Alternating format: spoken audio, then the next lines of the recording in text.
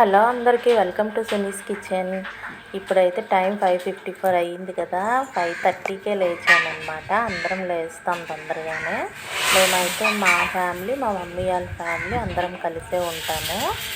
అయితే మార్నింగ్కే మేము ఏంటంటే టిఫిన్ అండ్ లంచ్ కోసం లంచ్ బాక్స్ కూడా ప్రిపేర్ చేయాలి. ఒక 2-3 మెంబర్స్కి అనమాట. అయితే చూడండి ఎంత క్లౌడీగా ఉందో మార్నింగ్కే. అందుకనే చూపిద్దామని వీడియో తీశాను. ఇది చూడండి, ఒకవైపు దోశలు అయితే ప్రిపేర్ అవుతున్నాయి. కర్రీ అయితే సొరకాయ అండ్ టమాటా కర్రీ అనమాట. ఒకవైపు అయితే శనగపిండి చట్నీ, బొంబాయి చట్నీ. బొంబాయి చట్నీ అయితే రెడీ అయిపోతుంది.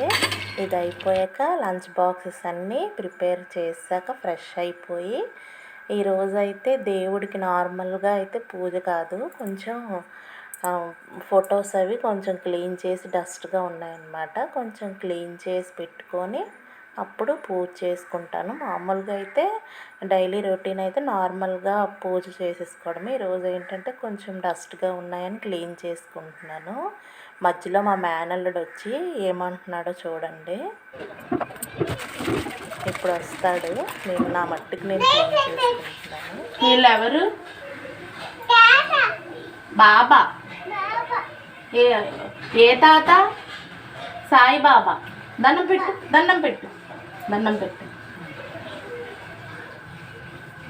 అంతే. బాబా ఎవరు అని అడుగుతుంటే తాత అంటాడు. నేను పూజ చేసిన ప్రతిసారి అలాగే అంటాడు వచ్చి, తాత తాత అని. నాతో పాటు వచ్చి దండం పెట్టుకుంటాడనమాట.